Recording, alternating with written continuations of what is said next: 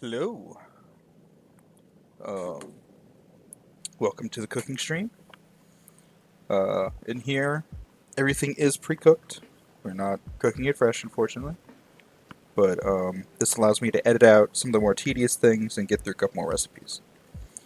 So today, we're going to start with the sides, just to do them. They're nice, fun sides. I got a new food processor, so we're going to try a hummus recipe. It's kind of freestyle. Okay, it is freestyle. A spinach parm recipe. I found a recipe for a cider duck that I didn't have the stuff for, so I kind of just used the cooking style. So we'll go through that. I did a fun, easy Italian themed pasta bake, so that was fun. And then we also have pineapple upside down cake. So let's get started. Oh, my mouse.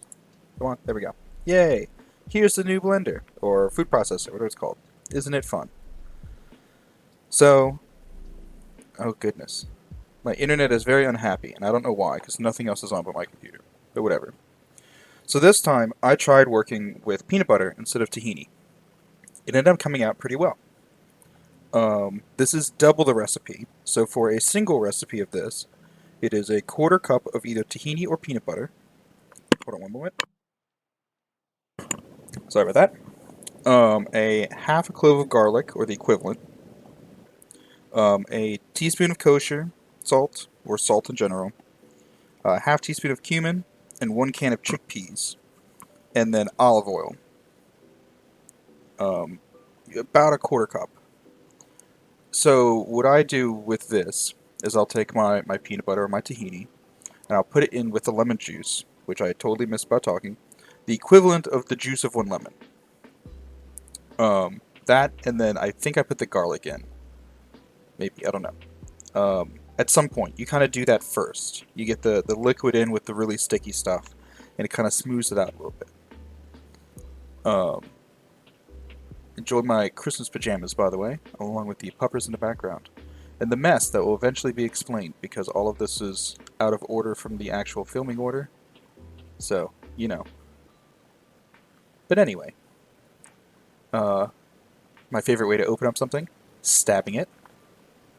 That's that's Lorelei, by the way. She'd probably be in and out of this whole time. I see she's stolen a phone. So this particular recipe, I don't remember exactly where it came from. There's a very good chance it's from Alton Brown. I like Alton Brown's cooking. A lot of my stuff is from him. But I've made this multiple times. I've tried doing it in a past stream, and my chopper broke. It was very sad. So decided to do it again with a nice new fresh one and see how it goes. So get it going, and it kind of mixes in the liquid. You get the peanut butter and all that to kind of smooth out a little bit. Everything kind of goes a little bit better in the process of chopping everything once you get that going. So again, keeping with the theme of liquids first, I'm kind of eyeballing again. I've made this a lot, but I wanted to do something a little bit different this time, where I incorporated more water than oil, because normally I drain everything. So this time around, I decided to use some of the canned liquid for a lot of the stuff. So what went into this is green olives, sun-dried tomatoes, and oh, I know there's a third one. I know I put Italian seasoning into it. Did I put something else? I cooked this a couple of days ago, so I apologize for my memory. Maybe it was just those two. We're gonna find out. But that was about a third of a cup. A good sized handful of sun-dried tomatoes. Just nice and fresh. I guess the word is not reconstituting with oil and such.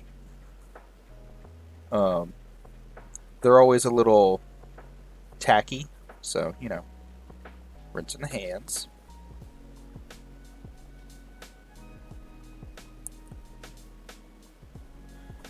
and just kind of let it go for a little bit. Let it all kind of smooth in for a little bit, incorporate, and then just dump your beans right in. For this, I did drain one of the cans, and then the second can, I had a little bit of the liquid. I drained it partially, but there's still some juice compared to what I would normally have in there. And you just kind of let it go. You do want to remember to add your seasoning. It's very awkward to take everything out, and then remember that you don't have your seasoning. You have to put it all back in or mix it by hand, which is a really big pain to do. My patented magical wave. I let it run for about 10 minutes. It smoothed it out real nice. I'm kind of eyeballing there, but that was about a tablespoon, maybe closer to 2 teaspoons, and then just a little bit of cumin. I didn't really want a strong flavor of it, but I did want a strong flavor of the olives. So instead of adding more oil, just add some of the olive juice. Oh, that's what it was. So I have some nice, fun Thai basil out here, and one of them fell. It's been very windy. I was very sad. Oh yeah. Gotta love those shots, right? So I kind of went through, after mourning his pain. It has gotten much better since then, by the way. Go through. I did not do much. I'm not even sure if what I added made a difference. I think it was between 5 and 7 leaves. I probably should have added twice that much, but I wanted to try to do it. Cute little Noodle and Lexi, who are currently sleeping behind me like good little puppers. So, a little bit of tasty leaves.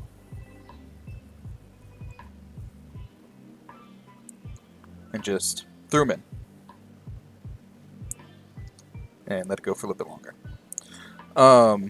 The amount of liquid is kind of up to you. At a certain point, it can be very mealy and thick, but depending on what you're trying to use it for, that's totally not a problem. Like, if you want it to be very thick to put over something to then cook again, that's totally fine. The inside of a sandwich, you probably want it to be a little bit thicker. I just eating mine with some pita bread, so I just did it till it was this nice smooth consistency. Do a little taste test, and it's good. And from there, I took it out. Well, no, I lied. I did let it run. It was a little chunky. Okay. That was a hard cut. From there, I let it run for about 10 more minutes, and then turned it off, and it was good to eat. That's really all it needed. Was just a little bit of run. Your chopper may be a little different, so if that's the case, do what you gotta do. You just run until it's the right consistency and chunkiness that you would like. So on to the next side of some spinach parm. So, like all tasty things, you start with an onion. You just take that last little bit off. Make sure you save all the good bits on the inside. Those little ones like to go rogue sometimes. Little layers? I don't know what to call them. I don't think there's a name for them. Anyway, you want to make sure you get the where the actual onion connects to everything off, so you don't have that little bit holding it all together. And then just do a nice slice. You don't have to really do anything fancy. As long as it's cut into thin pieces, you're set. This is going to be eaten in this size. So as long as you cut it in a way that you go, yeah, I want this in my spinach side, you're set. You can do big chop, you can do little chop. You can cut it in half and throw it in like that. It's really up to you. Just that's the shape it's going to be at the end. I personally like a smaller piece. Spreads out a little bit easier, or more thoroughly. That's the word. And then you get some nice tasty stuff. So I have a pan that's been heating for a little bit on medium heat. I managed to save my lid after it almost did something. Melted, I guess. There was a little bit of water because, fresh dishes. Did did my best to keep a young baby child from burning herself. She has this thing where she's done eating, she'll bring us her bowls so that we can take care of them. It's very nice. We're trying to get her to put them into the sink, but she's very adamant about us taking her bowls. So, again, tasty garlic. And I like some garlic, so a nice big hefty spoonful. For this situation, if you wanted to, if you are like me and you just want to buy garlic once a year and get one of those huge tubs, this would be the time to use some of that liquid. It really isn't going to hurt. This is all frozen spinach. It's around 3 pounds, I believe. Did the math once. I think it was 3 pounds. And then I have some tasty whole Parmesan. And it's a little old, so we're going to deal with that later. But we have 2 big pieces. I can't really tell you the weight. It'll have to be volume-wise. But it was just shy of like the equivalent of a full shaker. Like, we put a lot of parm into this. And you just run it through a grater. And then you have nice, tasty, delicious shredded cheese. Over here, the garlic and onion is starting to come together. It's just starting to brown. You can just barely see it. I remember I have a light, which actually didn't really help it. I think it worked better without it, but whatever. You get it going. You just kind of make sure everything's fine. And then throw it in. Oh, you know what? It was 2 pounds because the one was a little bit like that. So it's 2 pounds of spinach. I apologize. And all this is still frozen. I did not have to defrost it. This is a quick on the run, oh god, I need something really fast style recipe. It doesn't need to do anything special. In fact, the little bit of water in there helps, which we'll see when we get to that point. And actually, I think I'm about to add some water to it. When you cap a nice good pot with a little bit of water, like you add water to it, the steam with vegetables anyway will help everything kind of reduce down, and then once you cook the water off, everything's already there. If you usually saute mushrooms, just try adding like a splash of water right when you start, and then covering it like that and letting it go. And the steam will help cook the top layer of mushrooms as opposed to just on the bottom. So as you can see, that's with all of that water and everything, it's still very juicy on the bottom. Oh, yeah, sometimes chopped spinach has like little pieces. They're not like bad, but they're more from the stalk. So it's kind of be mindful. I don't know how often anyone cooks with chopped spinach. I personally really like frozen spinach. It's very convenient to just have on hand. Because whenever I buy fresh, I never use it fast enough. And with this, it just goes a lot faster. I use it all the time instead of it going bad. I guess that's the word. So again, let it cook. The total time for this was no more than 15. It was probably closer to 10 minutes. And let everything saute down. And you just take all of the cheese, sprinkle it in. You can do it in layers a little bit. From here, you want to season it. Well, okay. So once this part with the cheese is done, you want to season it with salt and pepper. That's really it. This is done. The little bit of water, as you can kind of see, that's still going to be in there, will help combine with the Parmesan and create the sauce. There's no milk added to this outside of the Parmesan. Personally, I'm lactose intolerant. The harder a cheese is, the more of the lactose has been broken down into a different type of protein. So by not adding milk and using the water with a whole bunch of Parmesan to create the creamy sauce, it is much easier on people who can't eat that much dairy. At least because of lactose. I'll word it that way. That being said, this is done right here. You mix in the cheese, it kind of blends in with the water. The spinach is already nice and pretty, and that's it. Boom. You season it, and it's set. Those are our 2 sides we're going to start with. Next, we're going to look at the pasta bake, because it was fun. Let me set it up. Oh, I have to do it this way. I always forget. You'd think after doing this for the amount of time that I have, which I believe this is the 4th, I would have gotten some semblance of what to do. But you know, whatever. Okay. Let's get back to it. So, hello? Yes. We're doing a very easy one. I just made, that's a pound of pasta. I have some Italian-style turkey sausage and fajita vegetable blend, which is onions and peppers. Then I have a can of red sauce. It's very general. This is the I want to put effort, but I don't want to cook everything all the way up recipe. So this is a little bit of cheddar and a block of mozzarella. We have our oven at 350. Our pan is nice and warm already, and we have the pan for the oven ready to go. Pan, tray. That's the right word. So I was originally going to put the vegetables into the pan with a little bit of oil and bake them and kind of get them soft, and then add them after. But as I was starting right here, I decided not to do that. This is very freestyle. I had a general idea of what I wanted to do. I had all the pieces, but not really the mindset. So we're not gonna put it in the oven. We're instead just going to cook up our sausage. Each of these is a pound. Make sure you take your rings off, especially that one is called a worry ring. It's a ring set into another ring and rotates. And it is not something you want to get dirty. So whenever you have the chance, remember to take your rings off.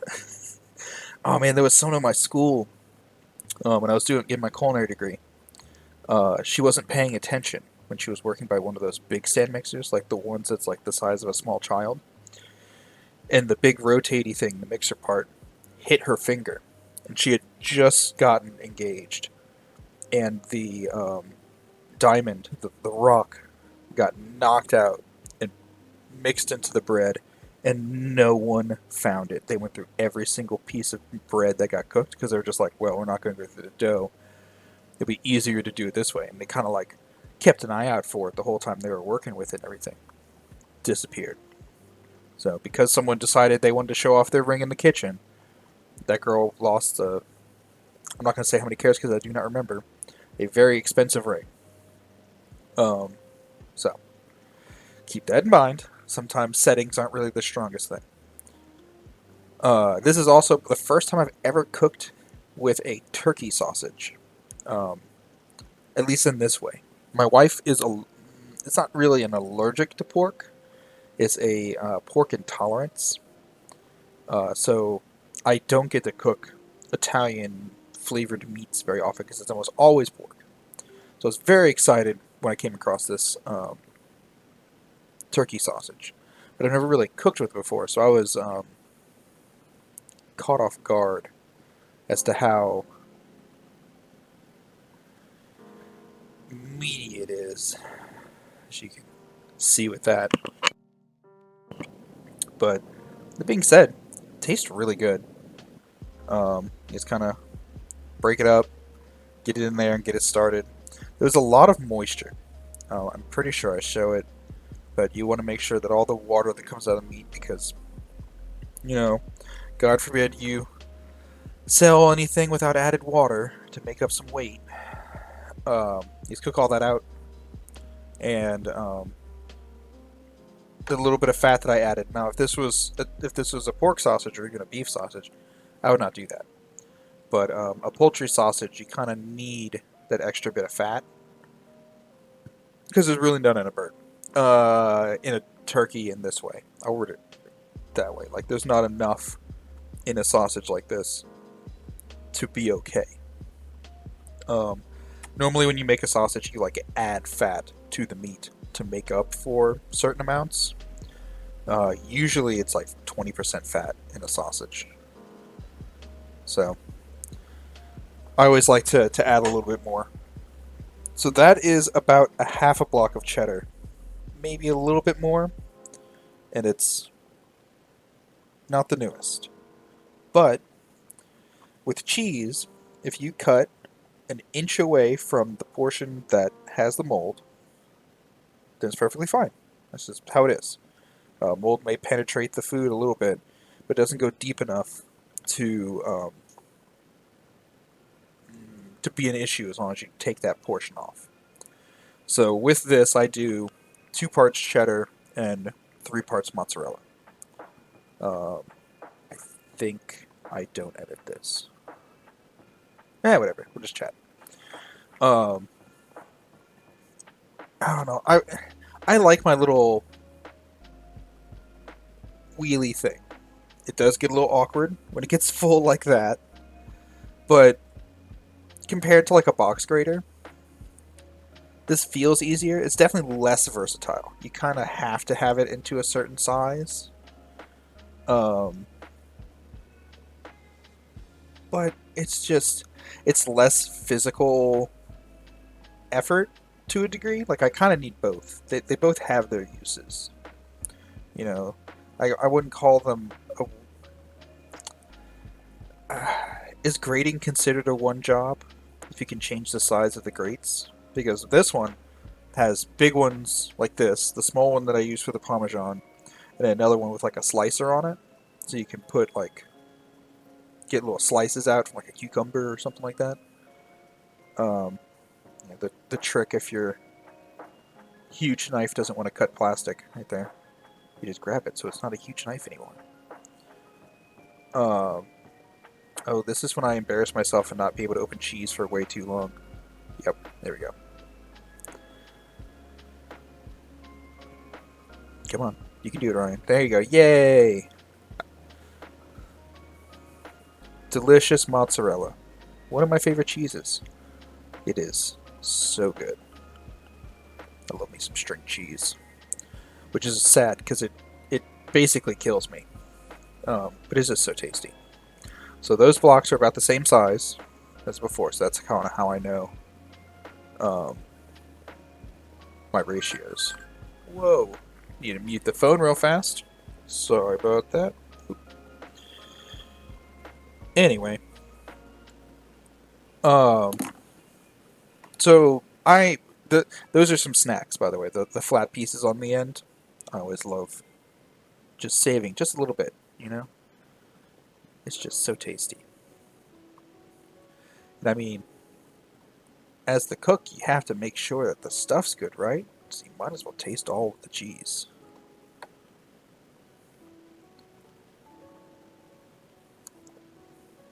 Yeah, okay. Sorry. My kid's daycare sent me a message and I wanted to make sure it wasn't anything serious. Like, help her on fire, come get her. Something like that.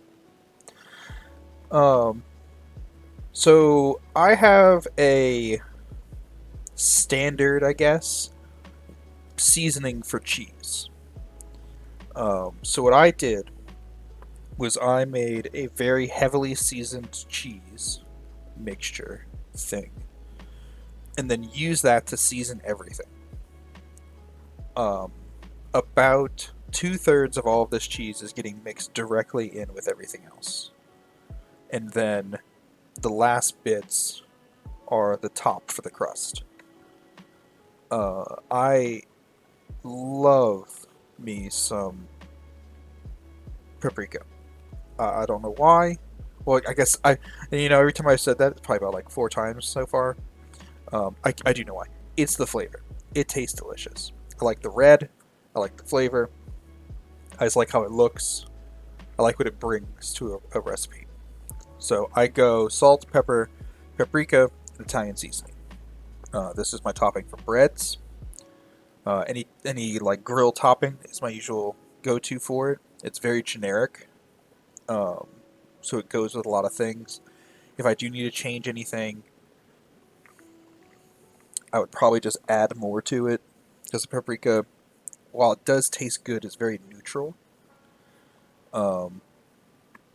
An Italian seasoning, it's really just a specific blend of dry herbs. It's not like only for Italian food. Oh yeah, I had garlic powder to this. Right, because I wanted garlic. So I thought what I wanted into the pasta bake. Thought of what I wanted in the pasta bake. In the pasta bake. Oh my god. And then put that into here. And then instead of adding it directly to the pot, I did it this way. Um, one moment, and hopefully I can correct my speech impediments.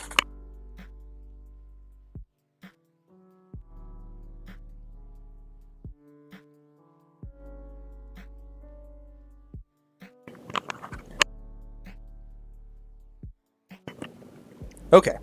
Oh, that feels so much better. Sorry about that. So, that's my seasonings. All very eyeballed.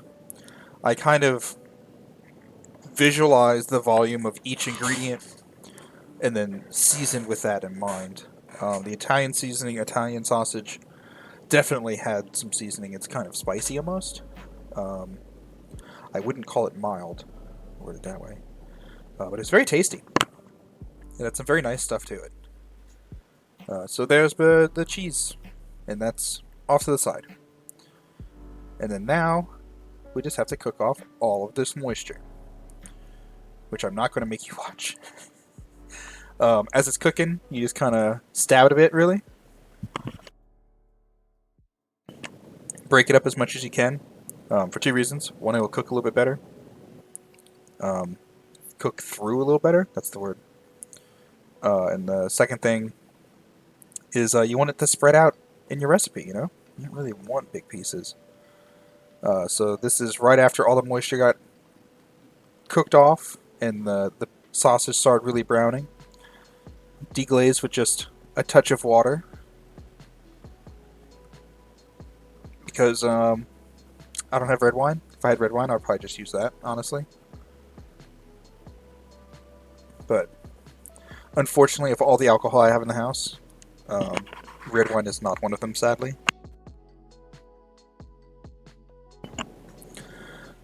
Each of these, I want to say we're a pound. I'm pretty sure that's just a generic 1 pound. Now let's put them both in. And let it cook down.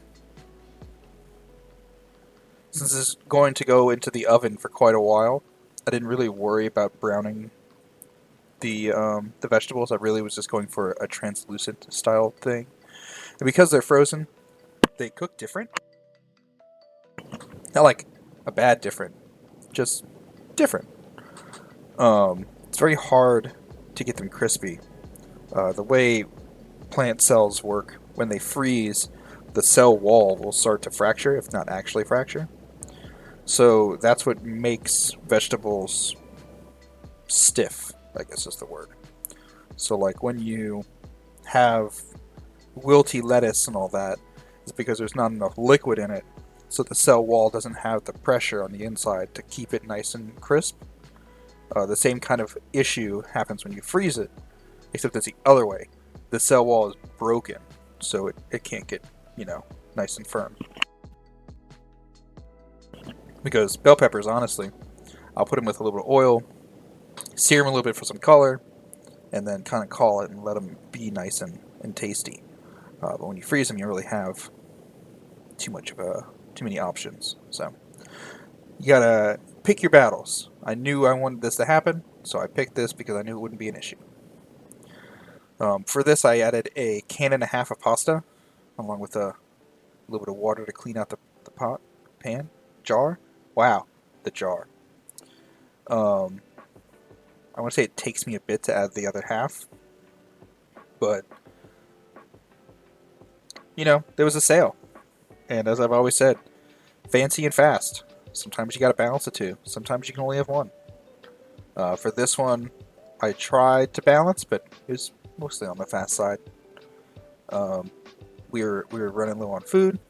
It was prep day, and I was a little busy, I'll be honest.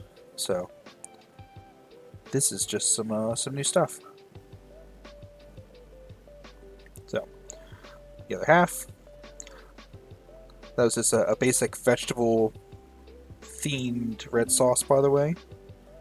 If you have a particular flavor, go for it. This one I wanted to add that vegetable flavor that I didn't add into it otherwise. You know, I didn't saute garlic and onions and then add all that and all the other kind of stuff like I would do if I was going fancy. But with this, it was going to make a lot. So I pulled out the second one because that first one's not going to be enough. I was trying to decide what I wanted to do at this point, because I was thinking about letting it cook down, but you know, it's going to go in the oven for like an hour. So we'll just start it now. Add our pasta. This was cooked a day or two ago. I had a free moment when I was doing something. I knew I wanted to make this, so I cooked it up real fast. Again, this is a full pound of pasta, and I like shells.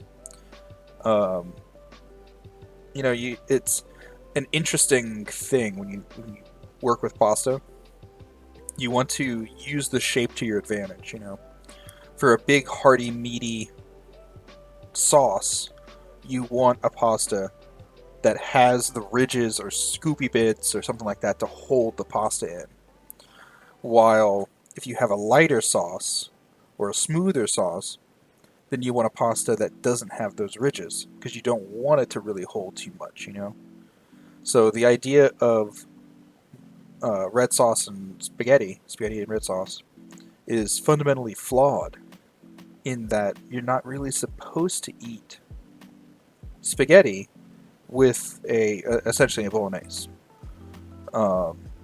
It's not meant to be used that way, in that it would be better served with something with spirals or ridges or scoopy bits, you know. While a good Alfredo without any sauce in it or chunks in it or anything would be really well suited for the smoother pastas like fettuccine and angel hair and spaghetti. So keep that in mind whenever you choose your pasta. It really comes down to whatever you want at the end of the day. But by choosing certain types of pasta, you let certain things happen in your dish.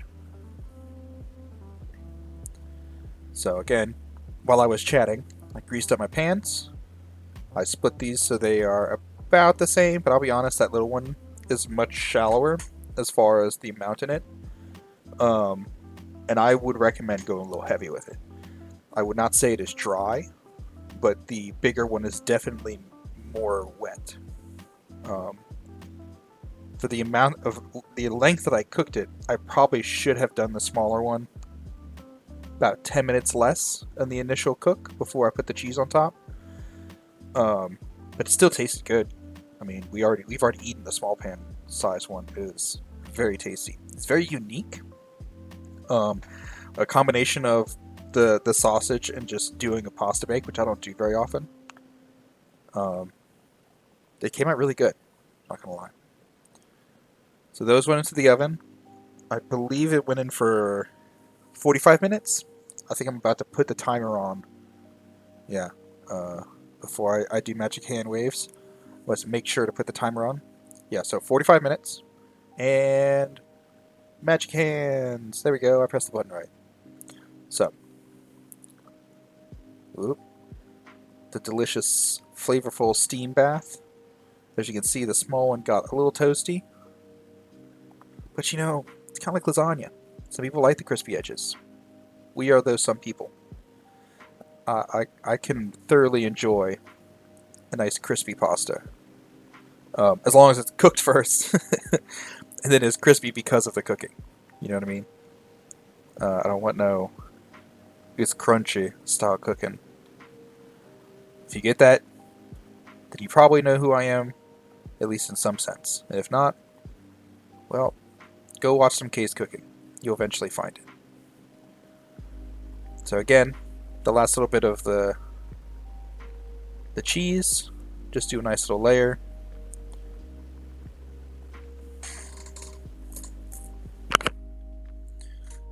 I tried to cover most everything because it was cooked so well. This is kind of the way to protect it during the cheese thing. If it's still nice and moist, you don't really have to be, you don't have to use as much cheese, you don't have to be as thorough, because it doesn't really matter if the surface underneath gets the heat. But if it's already a bit done, you want to be a little more thorough, you know. That's one of the ways you can kind of save it. Not save it, protect it. Make sure it doesn't need to be saved at the end. Is that the way to word it? I think so. So again, I keep saying and again. I'm gonna have to like make that an emote one day whenever this goes down. Like so again. Pop back in the oven. Do 15 minutes, which I think gonna show. And that was pretty much it. So let's enjoy. 15. Boop. Magic hands. And let's see. Ah, yes. Flavorful steam once again. Yeah, crunchy edges. You know, it looks really bad on camera, but really bad. It doesn't look the best on camera. I guess that's the word. It really wasn't that bad.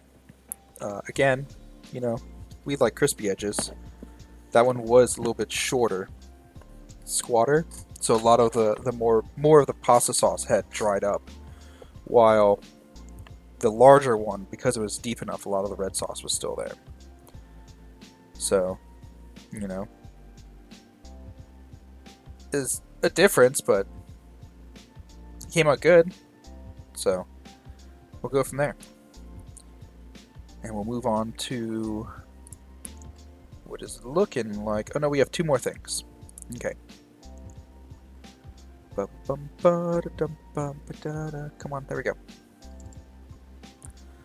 We'll move on to the Cider Duck, which, if I remember correctly, there's this fun thing where if you move a certain way with a GoPro, it will automatically flip everything.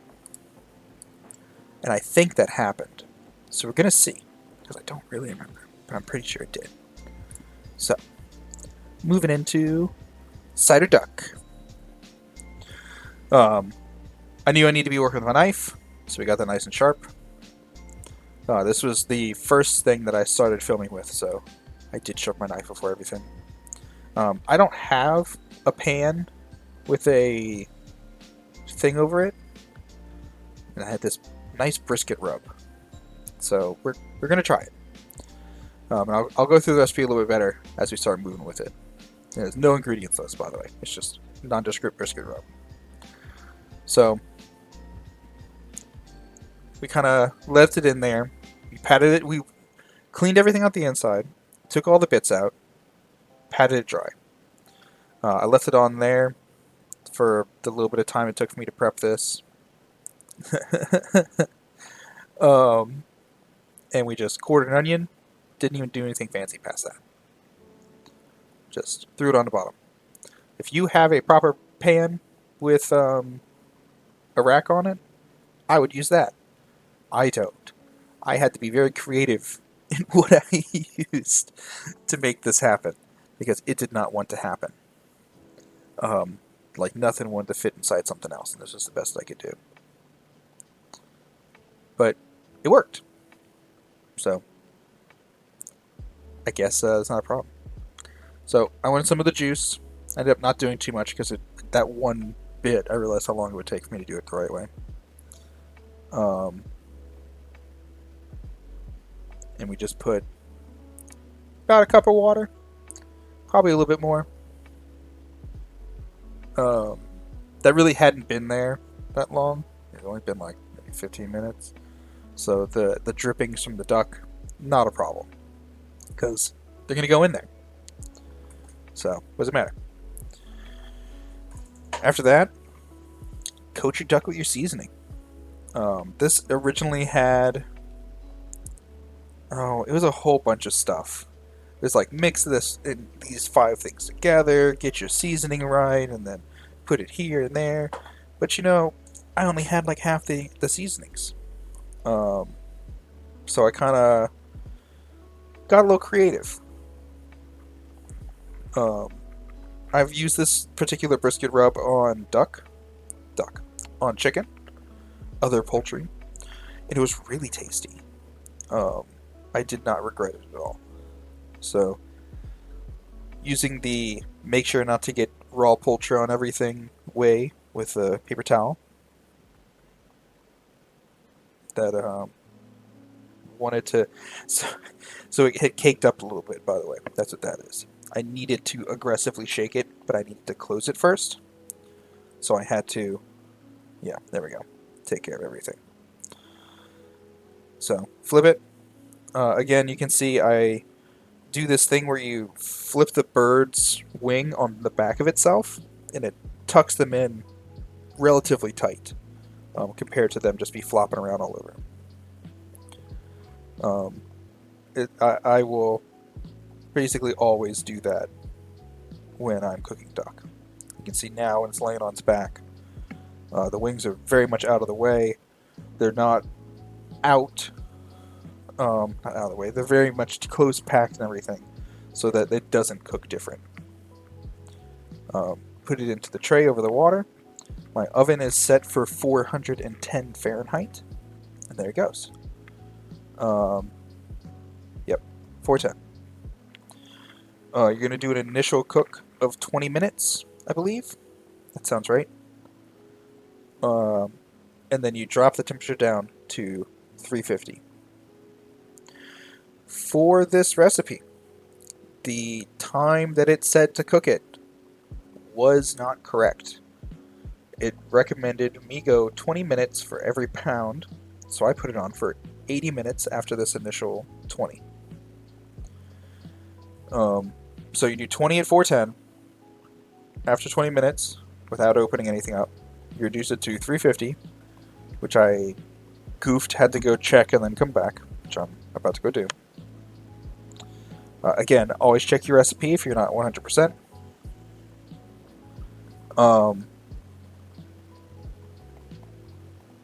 So yes, you do 410, 20 minutes, and then 350, and then it says to do 20 minutes for every pound.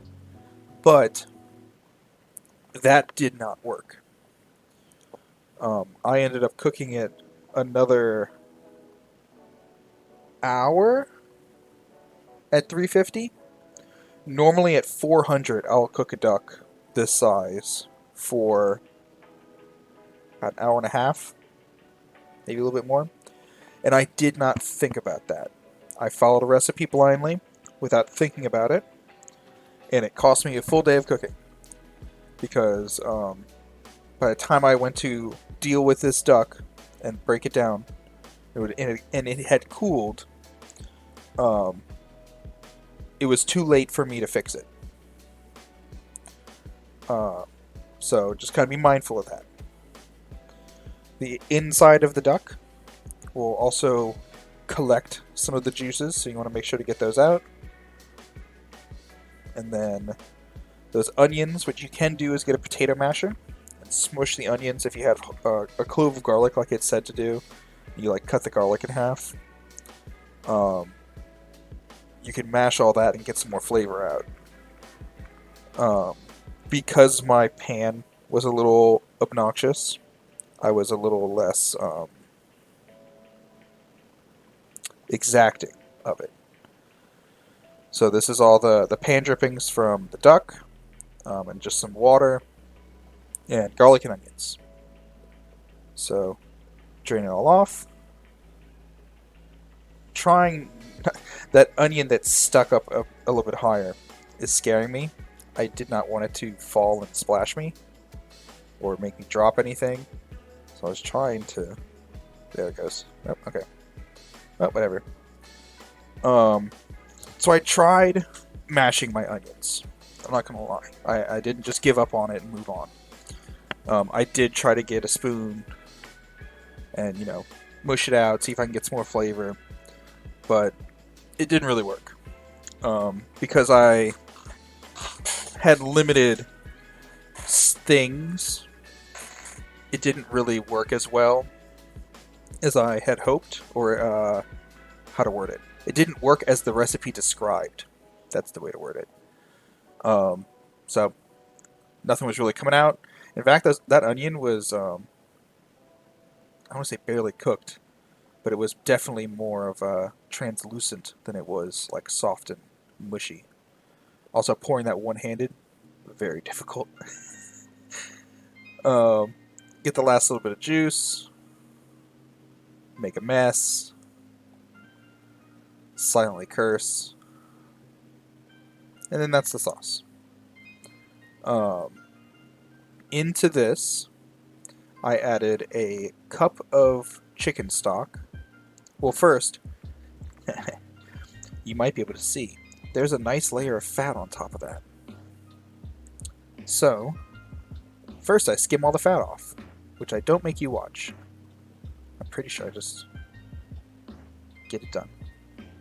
My pan I'm going to cook everything in that you can see in the background. So it's a cup of chicken stock and 3/4 cup of apple cider, which that's the apple cider that I made in the last stream. So reusing some stuff. If you want to do it differently, you can do 1 part apple cider and 2 parts apple cider vinegar. Add a little bit more of a tang. But you want to take as much fat off the drippings as you can, and then just put it into your bowl with everything else. Put it on to medium heat and reduce it by about half.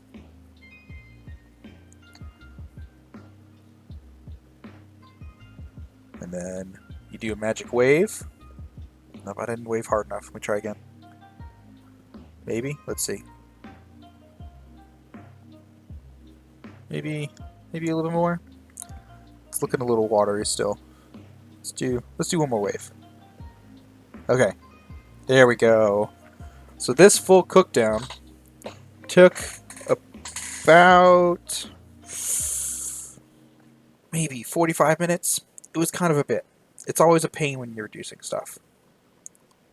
But because that's all of the pan drippings, that's not just like liquid. That is aspic. So when it cools, it'll kind of gellify, be delicious. So some time has passed. My duck is cold. We're cool enough to touch. And we're going to start breaking it down. But the duck is not really cooked. And I could see it, but I didn't want to believe it. But once it's confirmed, you just gotta recook it again. Hooray! So again, 350 for about another hour. I did it that long because this did go back into the fridge. I had to cook it the next day. It probably would only need close to a half an hour or so. And I had a temperature probe thermometer. That's the word, probe thermometer. So I was able to make sure that everything was cooked the right amount instead of guessing. So that's about how that went. This duck did not want to break in half. It was being very stubborn. I know I've done breaking down duck on another video, but I did it a little bit differently this time. The other one was for a filling and like a rice topping. So I wanted it to be broken down differently. As for this, it was more fancy. So, you leave it on the bone. Dislocate both the hips. I personally hate holding a knife with a dirty hand. Hate holding a knife with a dirty hand, especially with a greasy, dirty hand. It is unpleasant and unsafe. So rinse up a little bit. Right by the tail, there's like, I don't really know anatomy of birds. I know like where the bones are, but not what they're called. But there's some bones right there that you kind of have to cut around. And then again, flip it over, and you can follow right along where the hip bone is. Make sure you get the oyster. You can kind of have to dig into where the joint is and cut some connective tissue there. But once you pop it out of or since you have popped out of the socket, it's very easy to get a knife in there. Once you have the back portion cut, you get all the skin and everything. You just trim the last bit of trim the last bits of connective tissue. And then if you're like me and you don't do it very often, you probably missed a couple spots, and you just go back. Whoa. Okay.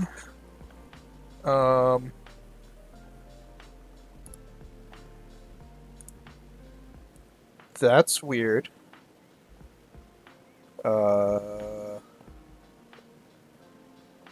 Okay. Let me... Why is it not...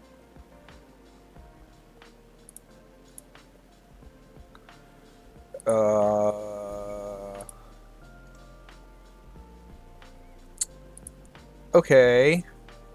We're gonna have to do some live editing. This is always fun.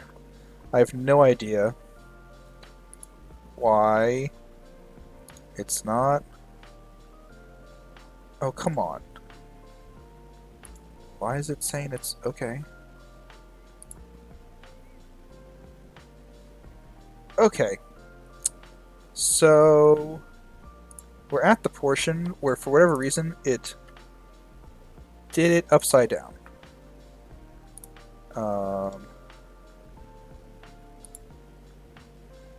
What the hell? Whoa. This isn't cool at all.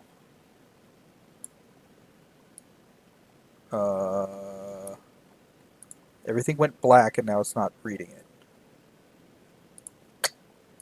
Cool. Let's try what we already did.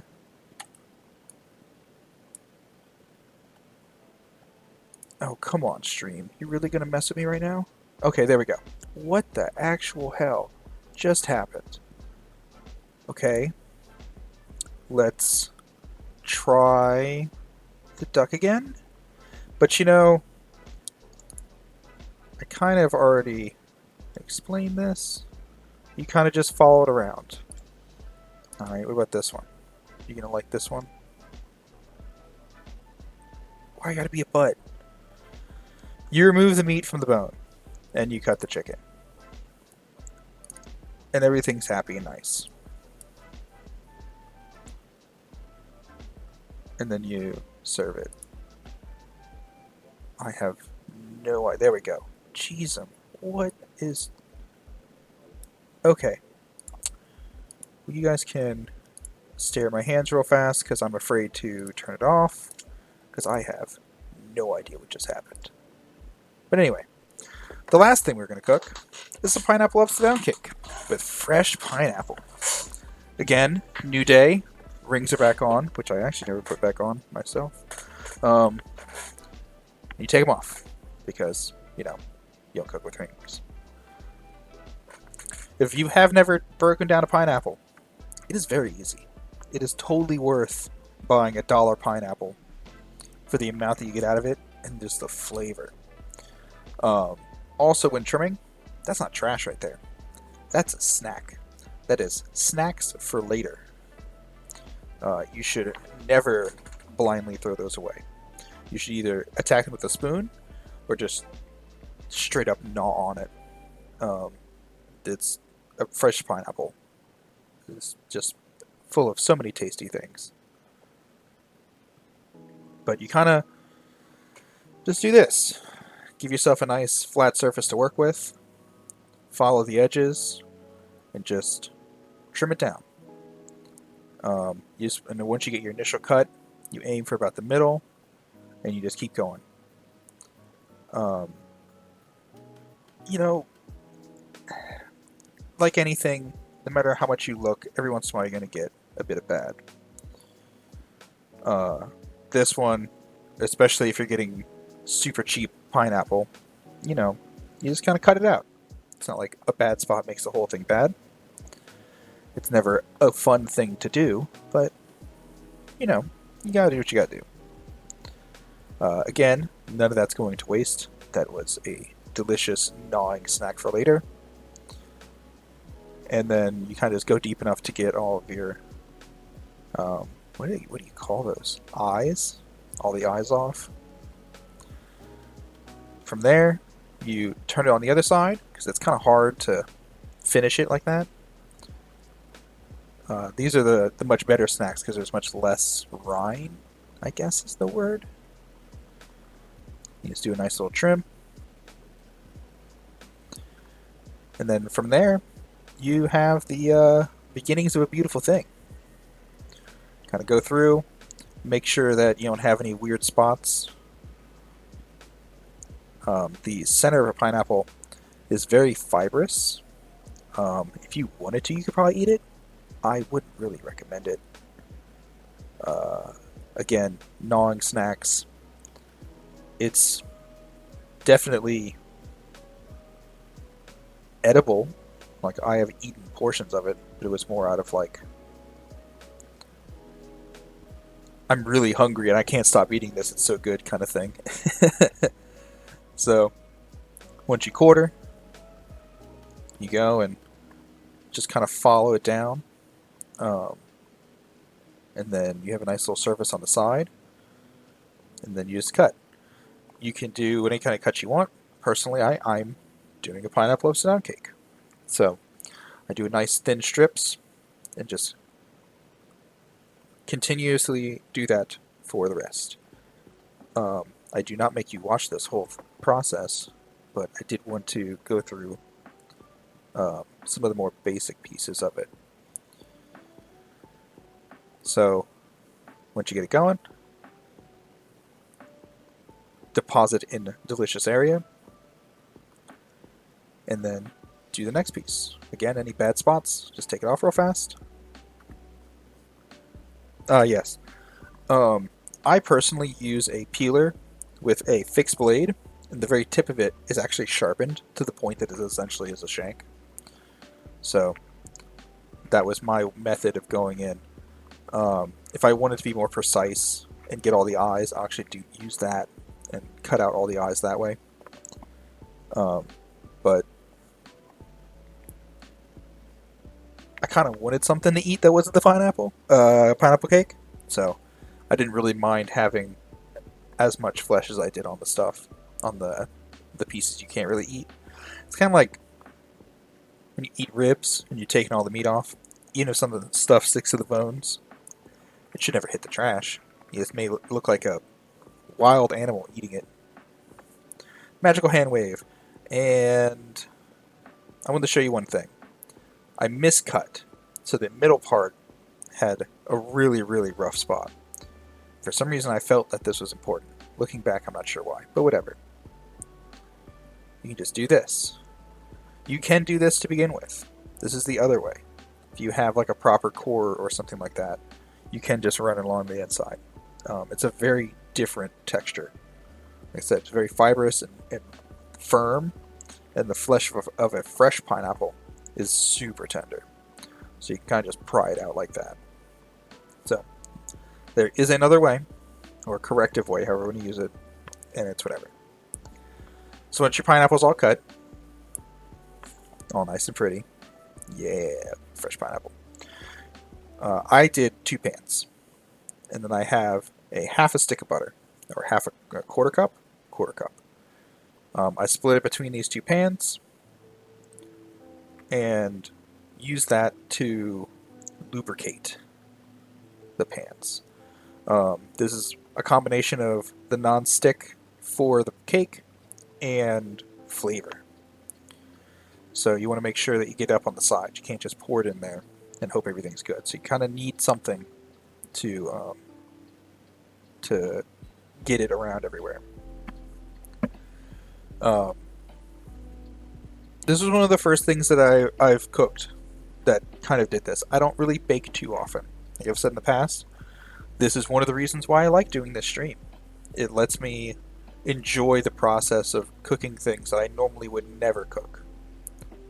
As I get butter everywhere. Oh god. So this was a nice little change of pace. I had to do things a little bit differently. It's also a recipe I don't cook very often, so I'm checking the recipe constantly through this. Onto the butter goes straight brown sugar.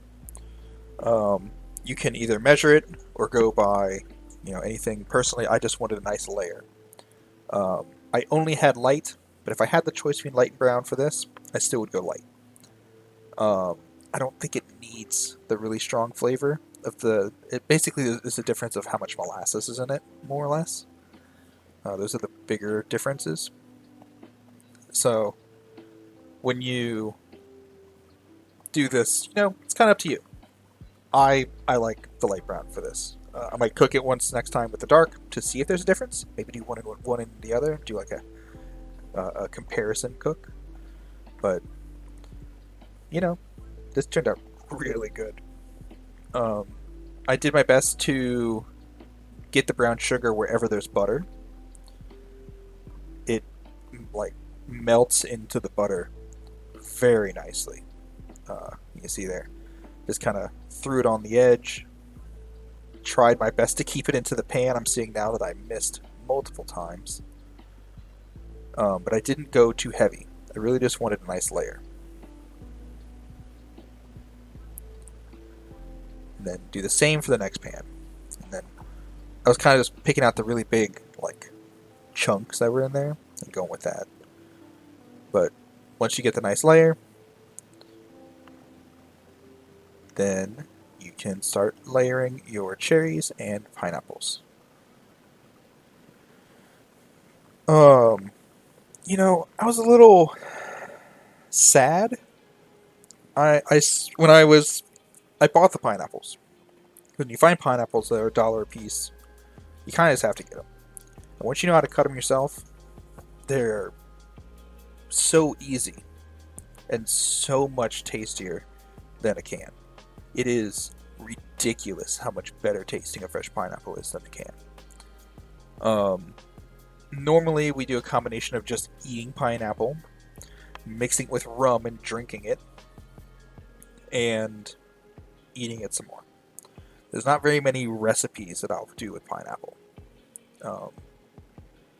So to do this setup, I tried searching for pineapple recipes, and there really aren't that many. Everything comes down to a pina colada, some type of pineapple upside down, or what is it? Let's see if I can find it again real fast while I'm mumbling. It's like a... Oh, there was an interesting one called Fireball Pineapple that I was kind of curious where it was going. You soak pineapple in Fireball whiskey and then serve it with cinnamon. And that's it. That's the whole recipe. But yeah. For this is another recipe. We're going to cream some butter and sugar. It is a stick of softened butter and 3/4 cup of white sugar. I did not realize I was going to have to cream butter. So what I did was I got a bowl of lukewarm water, put my butter in there, put my eggs in there because the recipe recommended everything be room temperature. So my milk had been out for a little bit that's going to go into this. My butter and the eggs in the water just softened within a half an hour. I think it was less than that. It softened very quickly. So my stuff is now creaming. It isn't the fastest process, so I kind of got it going while I was doing this. And then this is just the process of putting pineapples and cherries onto a pan to make it look good. It's very straightforward. I'm going to try to see if I can find the other recipe. Oh yeah, grilled pineapple. If you have never grilled pineapple, it's usually found at what is it? A Brazilian barbecue style place. They'll go around with the giant skewers and a knife. Grilled pineapple is amazing. So that's a possibility. I've never cooked pineapple upside down cake, especially from scratch. I think maybe as a kid I did it, but it's always like the Brady Crocker version is like, go get the box of yellow cake mix and put it in. And it's like, okay, fine. So it's not very inventive, and it's fast. I always say fast and fancy, pick one, maybe 50-50 each, but I wasn't about to pull a box of cake mix out on you doing this. So, I'm pretty sure, yeah, I'm about to take a break. I do this for a little bit to kind of show, but I also play with this for a bit too. So whenever you cream butter, you want to make sure that you scrape the sides down.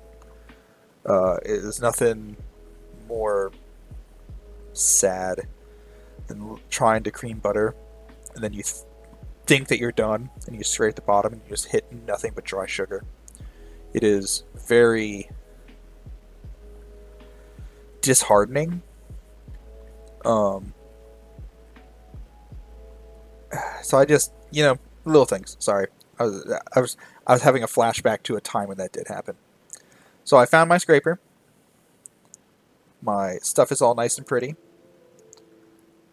Clean the spoon, and scrape the sides down. Into this cream butter section, cream butter amount, you want to put 2 eggs. They're going to go in one at a time. You want to put a little bit of a break in between them. And you want to be careful for a couple reasons. One, you don't really want to add them both at the same time. This is a slower process. You want this to be lighter. And 2, because you don't want to get eggshells in your food. Like this. And be upset. So upset that you forget to pause the camera. It was extremely upsetting. Also, you can see the egg is already started to mix in, but it is not hitting those higher portions. So even just adding the first egg, you need to go and scrape the sides. It's very important to make sure that your cake batter is mixed properly. Ultimately, it comes down to, even if it's just lifting it up from the bottom, is going to be enough, because otherwise it has a very high chance of sticking if it's already there. Just by lifting it up, it gives it the opportunity to start moving around, and that's usually enough to solve any problems. So do your best to not get more and more eggshells. I wasn't sure if I had paused here, and that's when I realized that I had been recording this whole thing. You want to make sure that all of your available shell that would fall in is removed. And then get that in there. If my chair is being picked up on my mic, I'm very sorry. It is not the newest chair. So yeah, mix your eggs in, let it go for a bit. I went kind of high. There's a texture change. It goes from kind of grainy, like even after the butter and the sugar are creamed properly. When you add the egg, it gets kind of grainy again, like just a little bit. It will change back into a very smooth, into a smooth mixture again. Also, you kind of want to bring some air into it. This is supposed to be a lighter cake, at least in the beginning, To that, you're supposed to add vanilla extract, about a teaspoon. I did not have vanilla extract. I only had orange. Okay, that's a lie. I had orange, peppermint, and lemon. I was not about to put the other 2 in there. Maybe lemon, but definitely orange. So I kind of eyeballed. I'd put a little bit less because I didn't really want a very strong orange flavor. And then to this, I needed a bowl to mix in salt, baking powder, and flour. It is a 1/4 teaspoon of salt, a 1.5 teaspoons of baking powder, and a 1.5 cups of flour. So yes, baking powder, salt, flour, and then I have a 1/2 cup of milk. I did this in 2 stages. Add in a little bit of flour. Got it going. Splashed in some of the milk. Made a mess. Yeah, the mess. Anyway. Got it going again. As you can see, the sides did not really mix in. So once again, The importance of proper blending.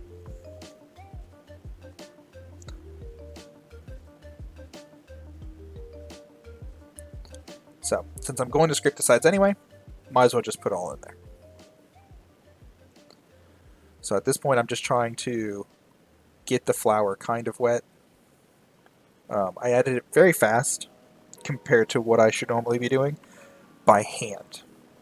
Again, the mixer, while you still have to be careful in certain aspects, lets you cheat a little bit. So we knocked a little bit of flour that was on the outside in and let it go. I want it to be nice and light and fluffy, so I let it go kind of high.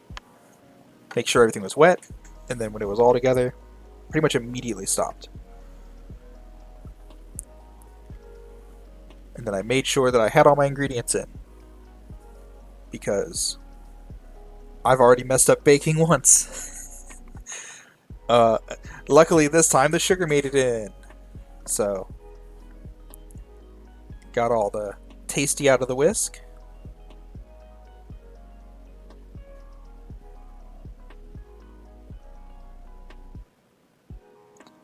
And split that between those two pans. I would say that it's as simple as icing a cake, but I'm not going to assume that anyone knows how to do certain things. So I'm going to show you at least once. You want to put a nice good dollop right in the middle. Because I'm splitting, I wanted to do both and make sure that it was about as even as possible before I did anything really silly, you know. So, got that on there.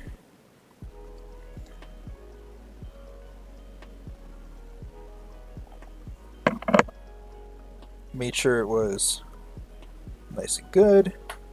Oh, my knee. Wow. Sorry about that.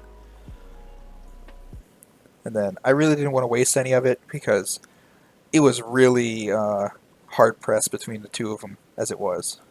I probably should have put a little bit more in the other one.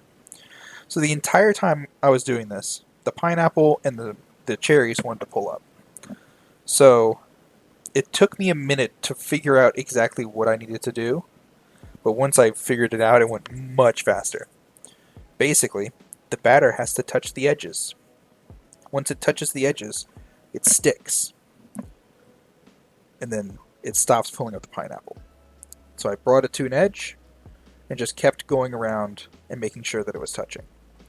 Between the butter and the brown sugar, you don't really have to worry about anything sticking. And if it does stick, you just run a knife around the edge. Unstick it a little bit, and flop it really hard on your plate. And they'll come right out. If something comes up a little bit like that, just kind of maneuver it to where it was. Make sure there's cake batter mostly over it. And then as it's cooking, when it's rising, the batter will envelop the fruits so that it's not an issue. Words are hard sometimes, sorry about that. So, you do that for both of them. Your oven has been at 350 this whole time. You totally didn't quickly set it and hope that it was ready in time. Pop them in, and it goes on for a half an hour. I hit cancel, there we go, half an hour. Boom! Then you do a magic hand wave. You get some foil. Pull your cakes out real fast.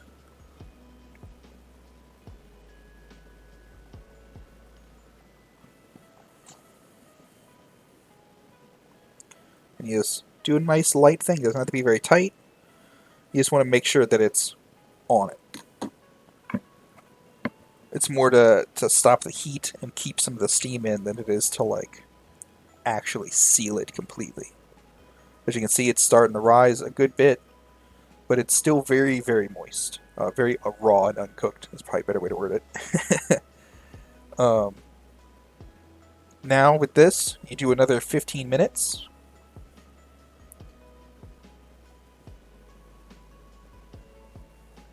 Which I'm about to show everyone. Yep, 15, confirmation. Magic hand wave. And then it's done. Mostly. It's done cooking, anyway. I wasn't sure. The recipe did not say. I personally left my cakes covered. Looks good.